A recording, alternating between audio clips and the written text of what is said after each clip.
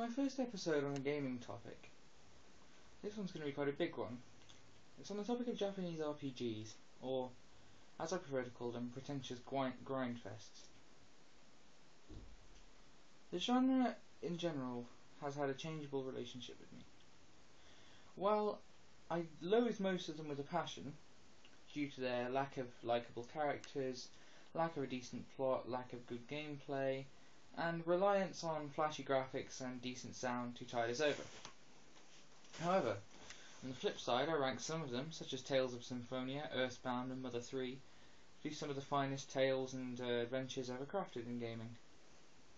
So why is this? Well, I'm going to give you my view. With Final Fantasy VII's release came this whole new wave of RPGs trying to be dark. Because believe it or not, at the time Final Fantasy VII was new and original. It's the same way that watching Seinfeld now, one might not find it funny because all the jokes are cliché and tired, but you have to remember that at the time it was cutting edge.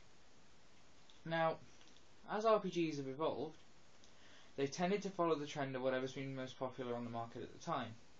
Until Final Fantasy VII came out, that honour fell to Dragon Quest, which is why many of the RPGs of the early 90s and late 80s were set in fantasy worlds with knights and swords and dragons. With Final Fantasy VII's release, the emphasis came to be on characterization and plot and mood. Now, I'm not going to argue that Final Fantasy VII was good in those aspects, because I genuinely don't believe it was. I thought the protagonist is whiny, the plot was contrived, and ultimately it delivered quite a poor package, which ultimately only resulted in you pushing a character around one specific area. However, what I really like is when games do something a little differently. Hence why I enjoyed the Mother series by Shigeru Itoi, and if you haven't played them, you should go check them out right now. I'll provide a link in the description.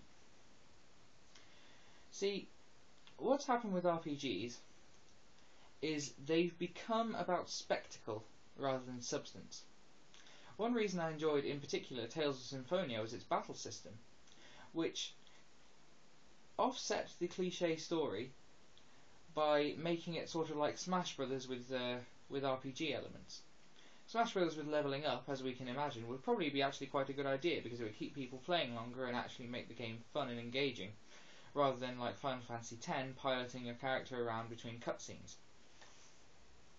So in conclusion, if RPGs, especially Japanese RPGs, want to improve, they need to have less linearity, and not that linearity is bad, just less of a forced path between cutscenes, less basically the equivalent of pressing fast forward on your DVD remote.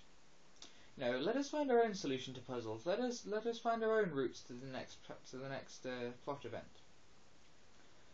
Thank you, RPG developers. Now, what they also need to do is innovate. Admittedly, Final Fantasy VII's grim, film noir, cyberpunk setting was new and original and edgy when it first came out, but now it's been done to death. Also, don't give me any of your Star Ocean with your space exploration, it's the same thing. No, give us more Mother 3, give us more emotional roller coasters, give us more Earthbounds, worlds which we can relate to, worlds which we feel emotion for because they are familiar to us. Once you do that, JRPG developers, I will regain my respect for you. Until then, it's going to remain a love-hate relationship.